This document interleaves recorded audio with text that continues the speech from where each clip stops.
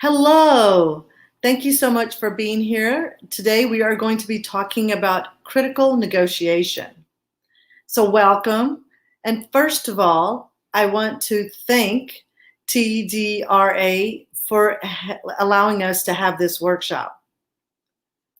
And my name is Dr. Rabina Malik, and I am an assistant professor of business as well as a global learning and development expert with a specialty and expertise in human capital development, coaching, mentoring, and career sponsorship. And it's my pleasure to be here today. What does deciding where to eat with a group of friends or your family, deciding on assignments with your team, asking your boss for a raise, what do they all have in common? Well, what they all have in common is negotiation. You are negotiating where to eat, you're negotiating what assignments, and you're negotiating your raise with your boss. We are constantly negotiating in life. In business, as in life, you don't get what you deserve, you get what you negotiate, is a great quote to start off our workshop today. So our learning points for today is you're going to walk away with being able to evaluate and understand your goals and motivations around negotiation, being able to identify tools to be able to conduct effective and competitively and collaborative negotiations, as well as I want you to walk away with acquiring some techniques to win the game of negotiation. Why would a negotiation be important? And why would we care to negotiate? Well, it's important because the benefits of negotiation include improved skills in achieving desired outcomes, increase your confidence, as well as decrease stress when facing difficult negotiations.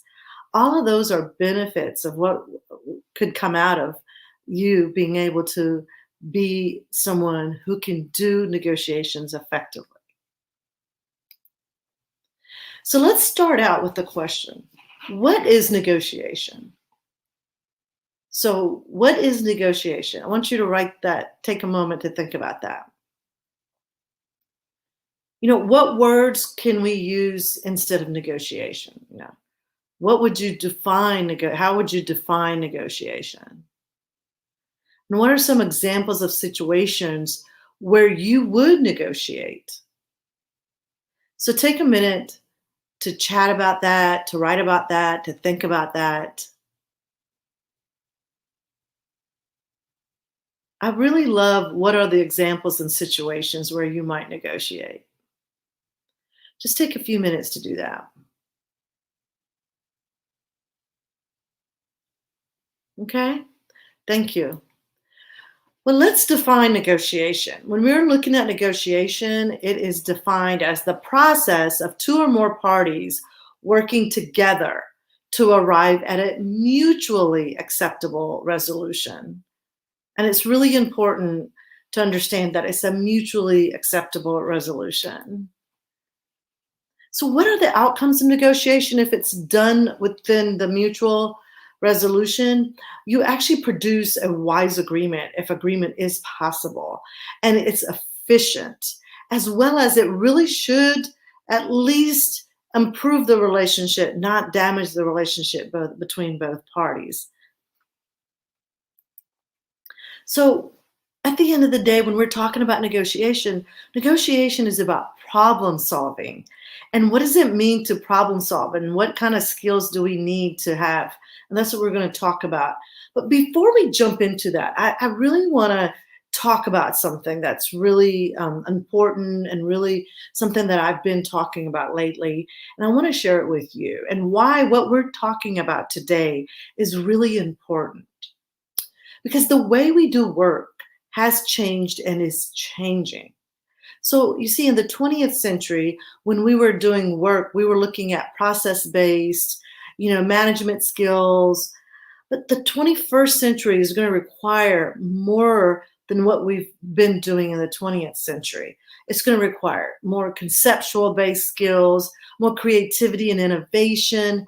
And there's a lot more competition because we're not just competing amongst ourselves or with our neighborhood. We're competing globally. And so, what's going to be crucial in the 21st century is leadership skills. And that is going to be very crucial in how we do business. So, you might ask, what are those leadership skills? Well, I call them essential skills. And those skills are communication skills, being able to understanding body cues, problem solving skills, critical thinking skills, being able to build enthusiasm and confidence.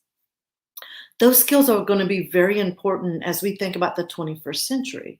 So, what does all of that have to do with a negotiation, Dr. Malik, you might ask? Well, what we're talking about, our skills for successful negotiation, are effective communicating, are effective speaking, effective listening, building that self-confidence, being patient, being respectful. All of those are skills that are needed for a successful negotiation, as well as those are essential skills that we need for leadership as we move into the 21st century. So let's move on to the process of negotiation where we're going to use those skills. And the process of negotiation has several stages. So there's preparation, exchanging information, then there's bargaining, and then closing the deal. So today we'll be touching a little bit of each one of these phases so you can walk away with getting the key points that I'd like for you to take out of today's session. So when we talk about preparation, we have to start understanding our goals, our motivations, and you know what, even our fears when we're dealing with negotiations. So we're going to talk about what are our goals. And when we're talking about goals, these goals could be your company goals or your personal goals. So it could be your agenda at the company. It could be the company goals itself, the SMART goals. You've got the range of alternatives in regards to the goals. Like, what are you willing to do or not do? We have to know our negotiation style. We have to know what motivates us, as well as, what are our personal needs? So those are some of the things that we have to look at when we're talking about preparing and our goals. And we have to be able to know ourselves. So if you don't know yourself, I love this quote by Yogi Bear. If you don't know where you are going, you might end up someplace else. So we want to make sure we understand where we're going, what our goals are, personally and professionally. So one of the things about getting prepared is to be able to define what you hope to get out of the negotiation, what you will settle for, and what you consider that is unacceptable, that you're like, thank you, but I'm walking away from the negotiation table. And what does all of that mean? What it all means is establishing your worst alternative to negotiated agreement and your best alternative to a negotiated agreement. And when we're talking about, let's talk about the best alternative to a negotiated agreement. When we're talking about the best alternative to a negotiated agreement, what we're talking about here is, what is that range? What is you're willing to take when you're negotiating? So let's just say you want $70,000 for 70,000 dirhams for salary. And when you're looking at the salary that's being offered, it is not 70,000. So what can you do? What you can do is either walk away, or we can negotiate, or we can look at what are some of those concessions that might satisfy us, But we have to be able to understand our best alternative to a negotiated agreement. And also, of course, the worst negotiated agreement is this is where you're not willing to go. So you have to understand and know your range of the negotiation that we're doing. So once we understand that range and what is acceptable and not acceptable, what we're then able to do is we are able to go into the negotiation, but make sure that we keep it a secret, that we remain firm, and that we obtain our concessions to those changes if we're not going to get what we need. And are we willing and are we prepared to walk away?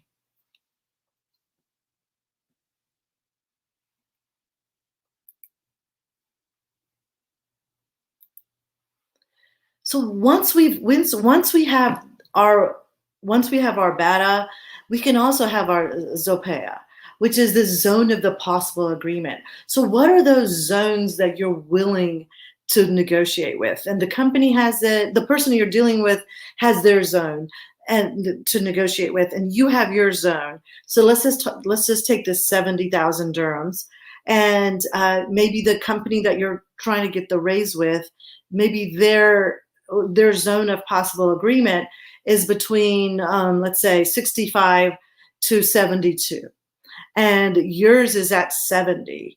And there is a zone of possible agreement, and we can work together to create that opportunity for negotiation and have that negotiation be effective. So it's really important that you're able to understand, what are you willing? So let's just go back to the slide here. What is your best alternative? And what is your worst alternative? What are you willing to negotiate? What are you not willing to negotiate? And take that to the table. And then understanding the zone of possible of agreements where you're willing to agree on the negotiation. And when we're talking about that, in the zone of possible agreement, we also want to be realistic about the price or the situation there as well. We don't want to be asking 100,000 dirhams for a position that realistically is not negotiable at 100,000.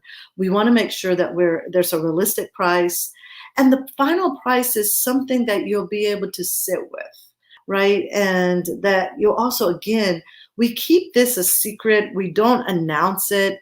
We're willing to talk about it and negotiate it with them, but nobody really knows besides you. And if you're working with a team, what that zone of possible agreement is.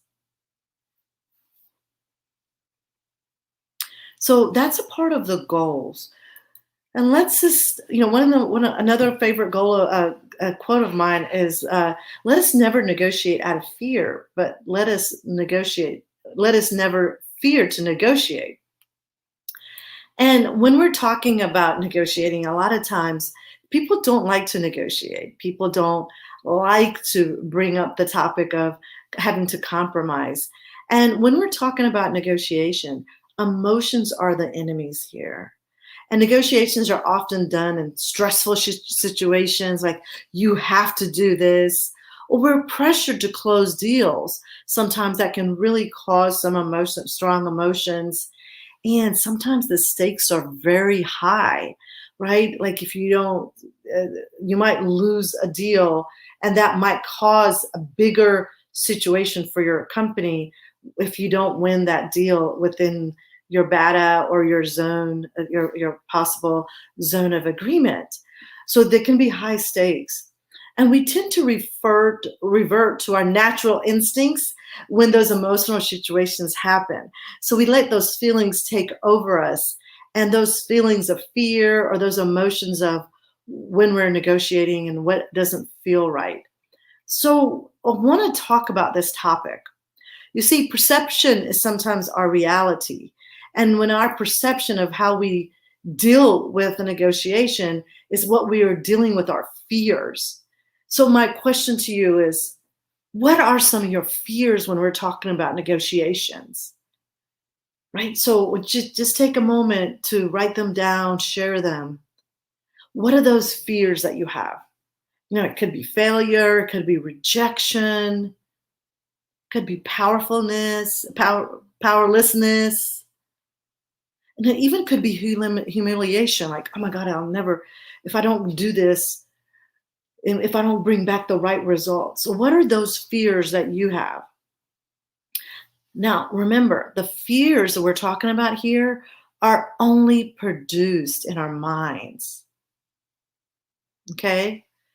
And this exercise is really, really important. So I really invite you to look at what are those fears for you when it comes to negotiation. Okay? All right. Now, once we have those fears, we can do something with them. So when I'm asking you, what are those fears that come up? Those are emotions. And those emotions we can actually deal with.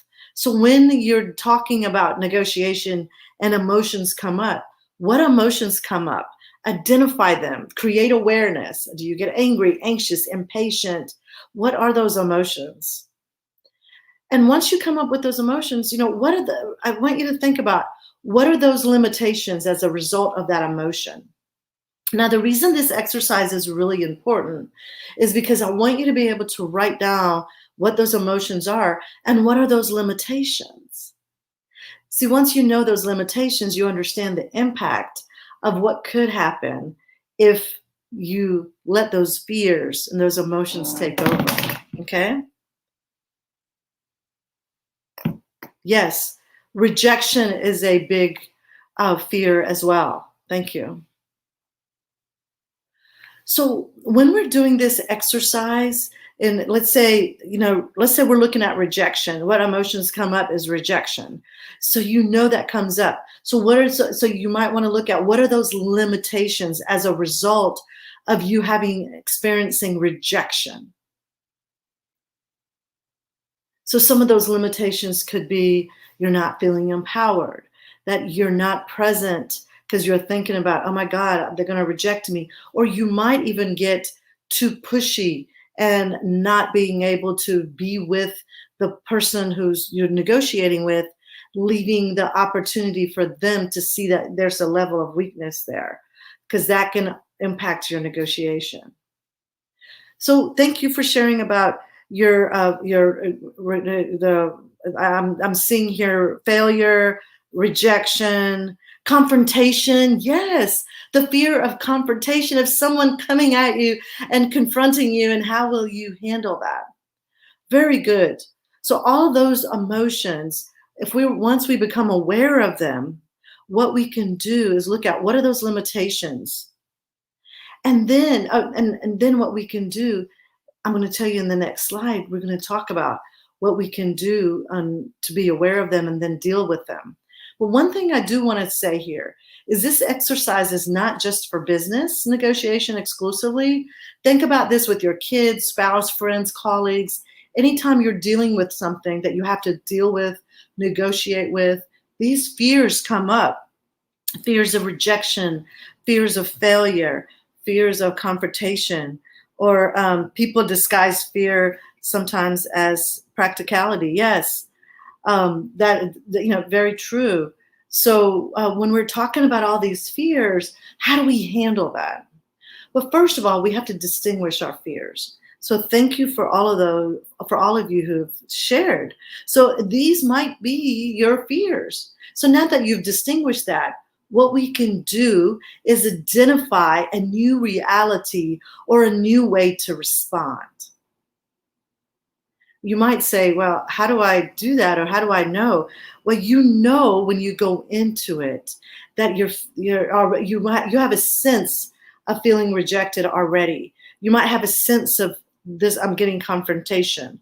So once you feel that in your body, we have to be present and aware when you're feeling your fear, identify a new reality. So instead of rejection, what could we say? Wow, instead of being rejected, today my negotiation is gonna be accepted. I'm not gonna be rejected, I'm gonna be accepted. I'm not gonna fail, I'm going to exceed. So confronting and defend and creating a new reality, a new way to respond. You can call it a new affirmation. You can call it reframing, but it is all in the mind, and we're twisting the mind. We're replacing the fear with a positive word that describes that fear. And then the next step is to create awareness. So next time you step into this new reality or action. So when you're feeling that fear, you want to notice it, and you're like, okay, I'm feeling rejection right now. Okay, what is that new reality identified? Acceptance. And then you can go into that feeling acceptance. Remember, our perception is our reality. So what are you going to be perceiving? Are you going to perceive rejection, or are you going to perceive acceptance? And this exercise is very, very important because it will help you when you go into a negotiation, whether it's negotiating a Louis Vuitton bag or a $1 million deal. I promise, if we can distinguish this, bring awareness to your fear, identify a new reality, it's going to help you to feel more powerful in your negotiation process. And I hope you find this helpful, because I do find that we have to confront this to be able to go and be a successful negotiator. And successful negotiators understand themselves. So once we can understand our fears and our emotions, we know what to do. And it requires behavioral modification. That's what I was saying when you take a rejection, make it into acceptance. So that's behavior modifying. We're moving from one emotion to a positive emotion. And once we enhance our strengths, we can actually develop these areas and actually make effective behavioral changes. So I really invite you to take this exercise very seriously. Write down what we just talked about, review this again for yourself, and see if there is a way that you can help yourself to modify that behavior and go into any kind of negotiation successfully. So now let's talk about the tools we need to conduct a negotiation competitively and collaboratively. But before we do that, let's talk about what are the characteristics of a bad negotiator. So just take a few minutes to share. What are the characteristics of a bad negotiator?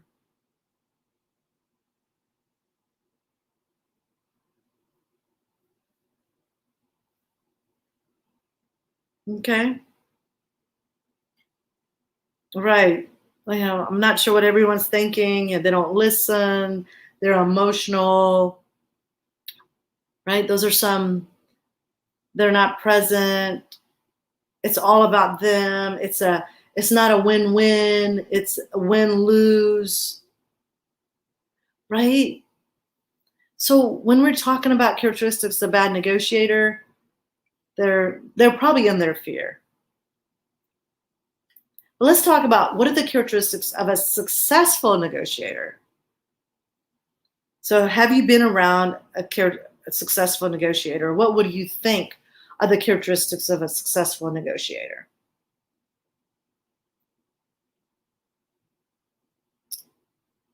Okay, very good. So let's move on to sharing with you what are those characteristics of a successful negotiator. Successful negotiators see possibility more than problems, and they're excellent communicators. Right, thank you. They're excellent communicators, and they keep an open mind.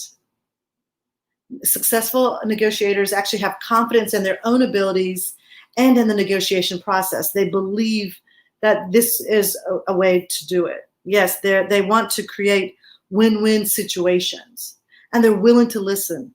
They're willing to be optimistic, right? They do not allow their ego to interfere with that win-win solution.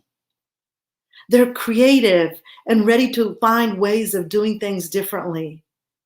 And they're flexible, and they have excellent self-control, and they always come well prepared.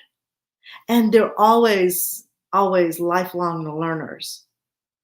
So if we think about successful negotiators, I like to also think they're successful leaders, right? And when we're successful negotiators and leaders, we are lifelong learners, always mastering our craft. What can I learn even more?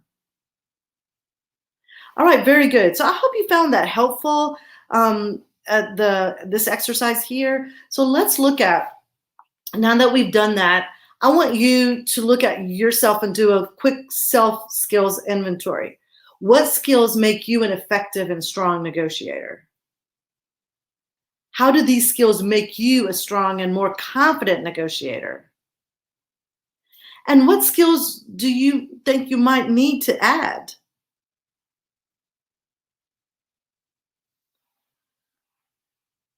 Okay. So I can go back here to show you some of these successful negotiator, communicator, open mind, listen, optimistic, self-control, well-prepared, lifelong learner. So look at what makes you an effective and strong negotiator. And how do these skills make you a more confident negotiator? And what skills do you think you need to add?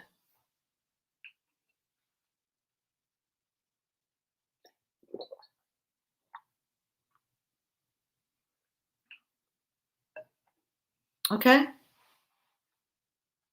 good. All right, I'm going to move on. Thank you. So now that you've gotten an inventory of what your skills are, one of the things is we don't see the world as it is. We see the world as we are, right? So this is why it's really important for us to understand what are the ways that we need to negotiate, or how do we see the world, and what are those things, and what's that gap of where we need to go negotiate and where we're good at. So let's talk about how do we prepare for the table of negotiation. So the first thing is we want to negotiate. We want to approach the negotiation without wanting to support your own position about something. Okay, so making sure that we leave the ego in the back. We're open, we're listening, and we approach the negotiation with not, this is how I want it, which is your positionality. And what we're willing to do at the table is to solve the other side's problem. I know this sounds really weird, and I'm gonna talk more about the win-win and how do we make that win-win situation. It really is about solving the other person's problem. And as we solve their problem, guess what? Our problem is going to get solved as well. So hopefully, as we go through this, you'll understand what I'm saying here. So let's look at some major obstacles that can inhibit us when we're looking at options of mutual gain and and negotiation. Sometimes what we do is we make premature judgment, and that will hinder a negotiation.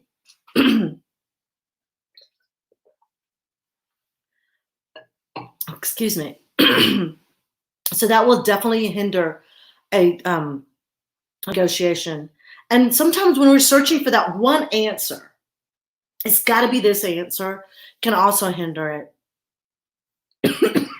And the assumption of a fixed pie, meaning like it's this way, it's got to be 50%, 50%, 33%, whatever, and assuming it's got to be this way and not being flexible. And then also thinking that the solving their problem is their problem. And this will also hinder us when we're talking about creating a mutual gain in negotiating.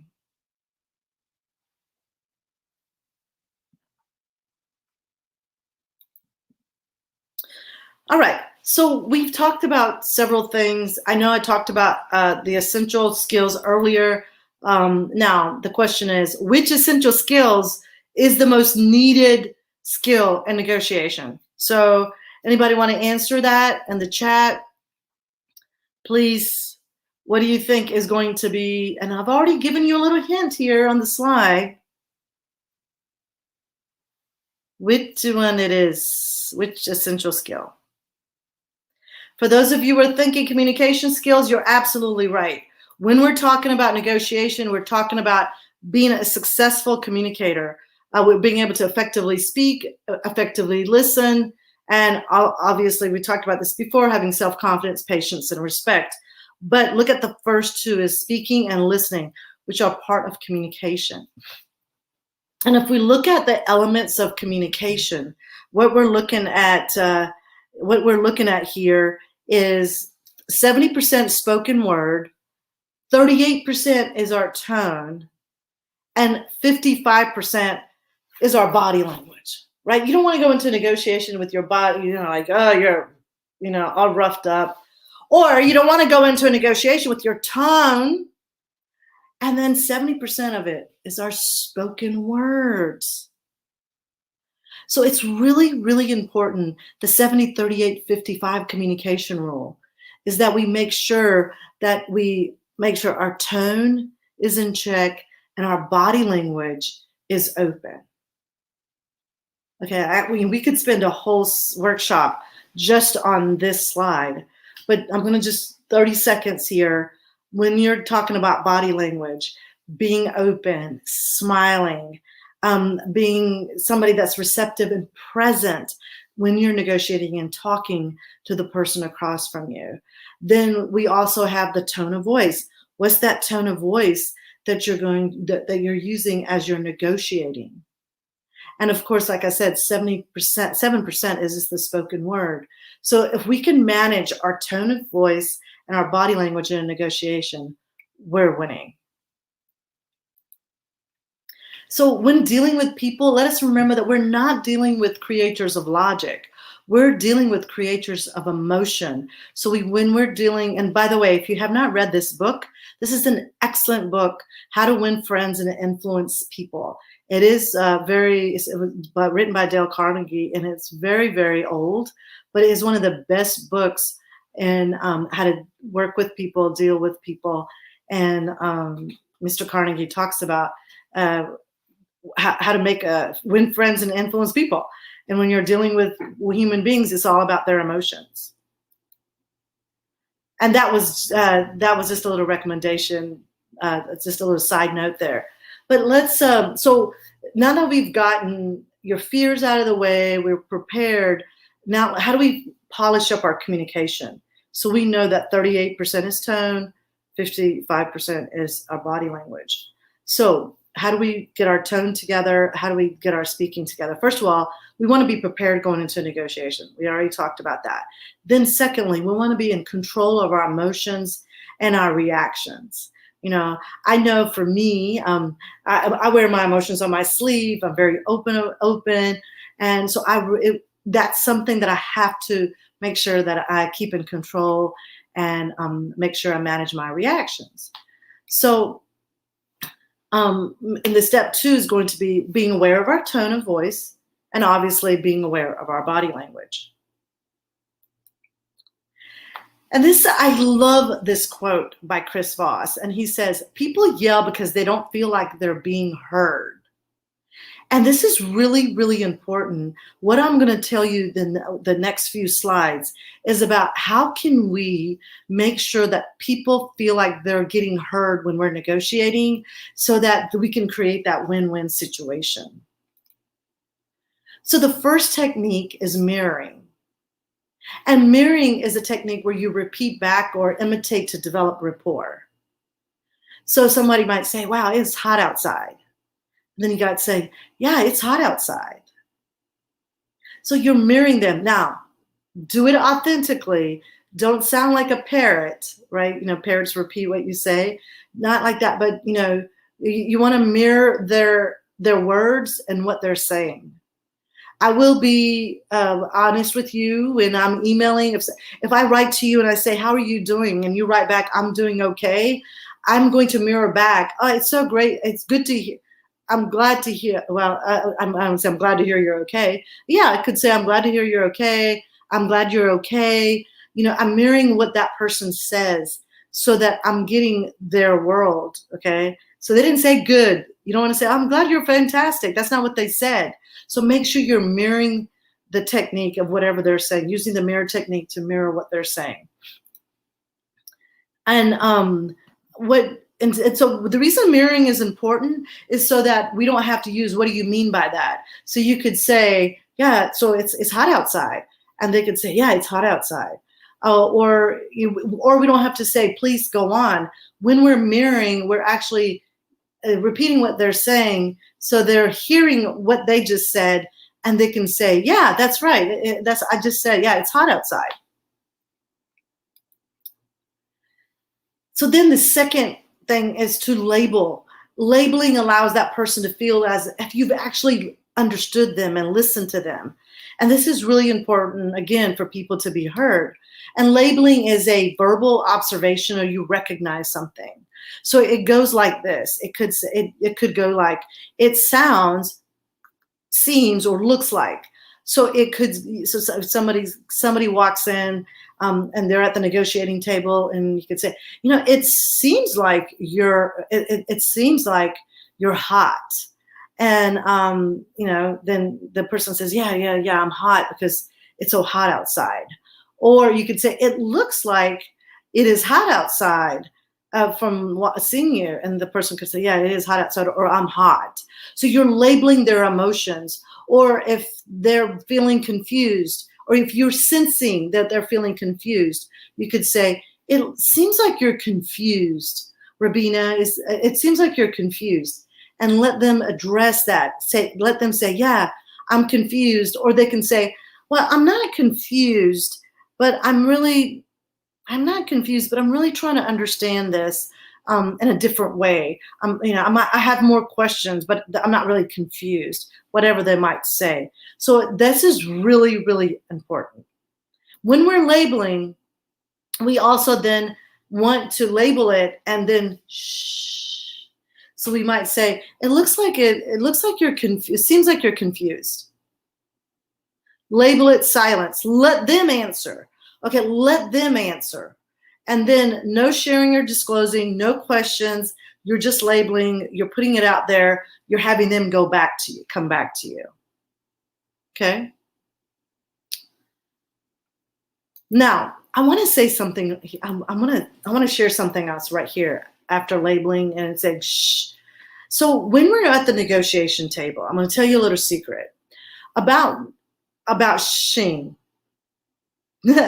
So what I'm saying here, or what I'm about to tell you, is when you're negotiating, you put it out there, you say 70,000 dirhams as your salary, and you stop. Don't say anything else. Label. So you said it. Now just sit. No questions, no validating. Then let that other person process what you just said. Let them be with that, and they'll come back to you, versus you sharing or asking questions or anything like that. So after you label something or you put something on the table, shh, let them be with it. And I promise you, I would say 90% of the time, you're going to be correct, or you're going to get what you asked for, or not. You're not going to be too far off. The other thing is about word usage when we're talking, when we're negotiating. So using words like what and how versus why. Why creates defensiveness. How is like for instance, like, how am I supposed to do that? Let them answer that for you. So if you have a question, you don't understand something, you could word it like, how am I supposed to do that? Like, how am I supposed to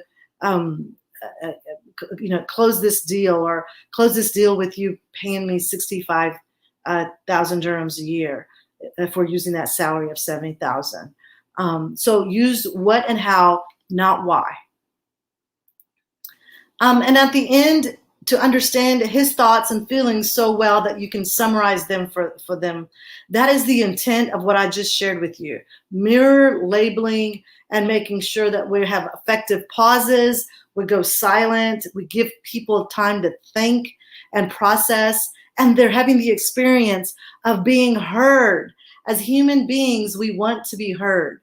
And I hope you found power in what I just shared. Because if you look at yourself, You probably feel the same way. Like sometimes we just want to be heard. So let's go back to the negotiation process. So now we're going to talk about, like, towards the end, we're going to talk about principled negotiation as we're looking to close the deal. Okay. So the first, what do I mean by principled negotiation? We want to make sure it's win-win. And the first thing is we want to make sure we separate the people from the problem of the negotiation. We want to make sure that we have focus on the interest, not the positions, the interest of the company, not I'm the CEO or you're this or you're that, but the focus on the interest of the company. We also want to make sure we generate options. So create a wide range of possibilities before deciding what to do. So making sure that when you're looking at your ZOPA, your zone of possibility, your zone of possible agreements, that there is possible agreements. It's not just one thing. Remember, we talked about this. It's not just one thing, that there is a possibility of agreements that we can decide on. And then lastly, insist that the results are based on the objective standards, that we do have criteria here, and that what we're sharing and what we want is actually inside of some standards that we have as the company, as an individual, and making sure at the end of all of this that we separate, again, I want to say separate the people from the problem, and that we create a win-win situation. That's what principled negotiation is. So at the end, when we're talking about looking at closing the process, the last in the process of negotiating, we also want to make sure that we're getting a consensus. But before we even get to this process, what you have to keep in mind as we're closing is that, do you have all the paperwork? Do you need to have the law office or your lawyer in the company review any of the papers? If it's a very detailed negotiation, you want to make sure that the process is being reviewed by the lawyers, because we want to make sure we are within the law, and we want to make sure that everyone has what they need. So make sure it's checked. Make sure you have all the paperwork that you need to close the deal. And sometimes, we may not have the paperwork right away. We might need to say, okay, we do a verbal agreement, but you want to follow up right away, with, hey, this is what we talked about, okay? And at the end, when we're talking about, now we've got all the paperwork, we've run it through legal, everybody is, everybody's happy that this is what we talked about, and this is, how we're gonna proceed. What we have left now is getting the consensus. And what does that mean? It means asking, please, let's talk about what we've agreed on. Please explain what we've agreed on. Do you agree with what we've agreed to do? And are we all committed to carrying out the agreement? And if not, what factors need to be clarified? So we want to make sure we're getting all these consensus, and while in the process of making sure that we're getting all the paperwork done, and what have you. And so hopefully through this process, you've heard what they needed, what you need with your zone of possible agreements, and you're able to come up with an agreement where everyone can be committed and there is clarification. Now, as we wrap up, there's always also, we're dealing with tough questions sometimes. People are, as we're trying to clarify and get all this paperwork together, people might want to have these tough questions. And how do we address the tough questions? Well, we deal with the tough questions in several ways. So one, remember, in a friendly way, because we're watching our tone, sometimes we suggest that the question might be irrelevant. Like they might ask for something that's not even possible or doesn't belong in this negotiation opportunity that we're talking about. And we can also say, you don't know the answer. Now, this is very powerful. I know sometimes we want to like walk away and show power that you know everything, and you do know everything, right? You do know everything. We all have on the other side of it is there's things that we may not know, and it's okay to say I don't know, but let's can I get back with you on that? And so be transparent. It's really important to create that trust in this negotiation as well. And then dealing with tough questions, you would like to wait to respond. So sometimes when someone asks you a tough question, remember we were talking about earlier when it comes to labeling or when it comes to mirroring. So you may mirror back the question and you could say, wow, so it sounds like or you could say, it seems like you're a little confused around that area and you need more information. Then we wait to see what they say and respond. They may have answered their own question. Sometimes people don't realize that. And rely with a question of your own. Sometimes maybe you have a question too. So remember using the what and the how, asking them a question back as well. So this could help with us dealing with those tough questions and making sure that we're all processing those tough questions, that it's not just them who is dealing with those tough questions at you. Okay, so it's a two-way street. Okay. So before we wrap up, and and before we get into our question and answers, I would like for you to take a few minutes and write down what are the 3 things that you learned today. What are the 3 things that you learned today? Now, this is another pretty good exercise, and let me tell you why.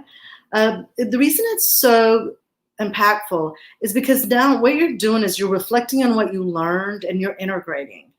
Okay, so write down what are those 3 things. Please share in the chat. I would love to hear, what those 3 things that you're walking away with today around negotiation.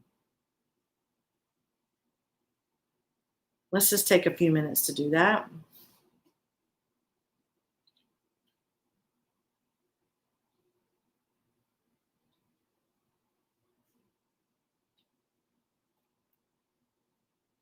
Okay, anybody in the chat want to share a few things that they learned?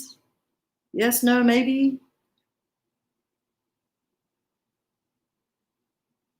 Okay. Well, let's go on now to our question and answers. I would love to hear any questions, comments, complaints, compliments, what you learned.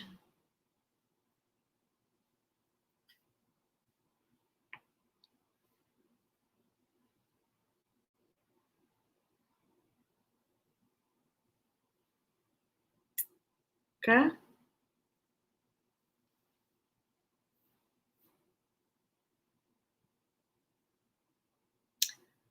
So we'll just wait a few minutes, see if anybody.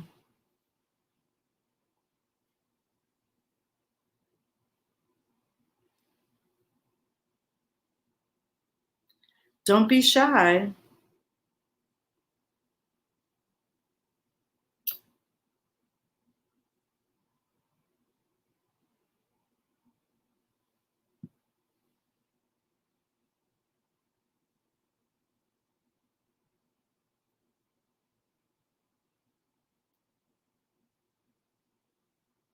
Yes, very good. Thank you. Somebody stated in negotiation, self-control, respect, and listen.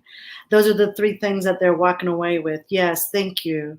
And I'm thanking you because those are so important. And just imagine going into a negotiation with those 3 things, and how it's going to be such a win-win situation for both parties. I just really believe in that principle of negotiation where both parties leave feeling honored and respected in the negotiation. So thank you for sharing. Yes. Anyone else? Any questions? What did you learn?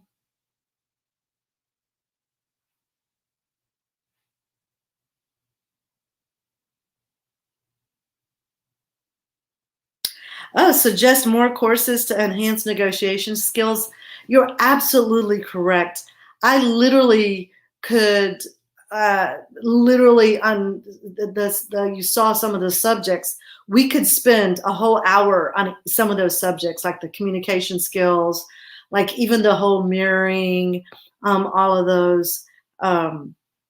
Hey, I even had to cut back on my slides because I had so many, because there's so much richness in this area. So yeah, so that's a suggestion. Could we use negotiations in the job interview? Of course. Now, this is a really good question. Can we use negotiation in a job interview? You can use the negotiation when it comes to negotiating for your raise, and what are the concessions that I'm sorry, your salary, and what are some of those concessions that come with it. So let's say I keep talking about the 70,000 Durham salary a year. So let's say they're like, look, Rubina, we can only give you 68,000.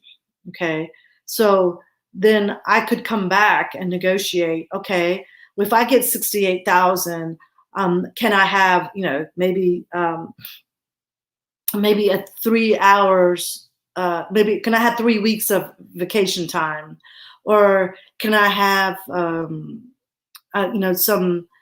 an hour and a half lunchtime? Of course, being reasonable in what you negotiate for those concessions, and negotiating those concessions with the company. So that's where you would use it for the interview. Now, what you can use, the techniques that I just shared with you in the interview, is the mirroring, the labeling, right? The silence, effective pauses. You can use all of that to be able to be able to in a job interview. So like mirroring body language as well, right? The tone of your voice, the body language. So if your interviewer is sitting like this, you could sit like that, imitate their behavior. If they're leaning in, you lean in. So all of that is really important as well in a job interview, or anytime you're negotiating, even if you're negotiating buying a new Louis Vuitton with your husband, right? Or doing something that you want to go playing golf, and you're negotiating with your wife, for the guys, right? So it's you're using negotiation at all times. So use the mirroring, the labeling, making sure that that other person is heard. One other thing I would say sometimes is when somebody says, making that person right. So if they say, wow, it's really hot outside, and let's say it's not hot outside, let's say it's cold, but you could say, you're right, it's hot. They are right. They're right because that's what they feel, right? So validating them. So I think that's useful. Oh, very good. So someone was so in regards to the more to enhance negotiation skills, to be a certified negotiator. Yes, there are courses where you can be a certified negotiator and go through. I'm sure there's some online, there's some in person. So they're like, I know Harvard has one. There's several other courses, some other companies that have some as well. So yeah. So any other questions? Thank you for those questions. Thank you for those engaged. I really appreciate that. And hopefully I was helpful with the job interview. Was that helpful? If you can reply back, that would be great to let me know.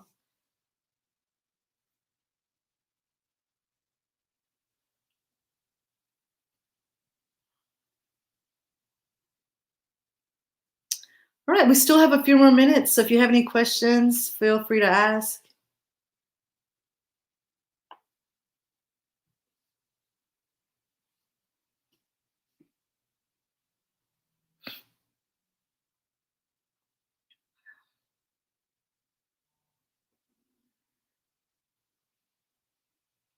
Okay, very good. Well, I want to take the time to thank each and every one of you for taking the time to listen, to participate, for those who engaged, and for those who you engaged by yourself, you just wrote stuff down. I really appreciate you, and I thank you, and I wish you the best of luck in negotiating. Have a wonderful day.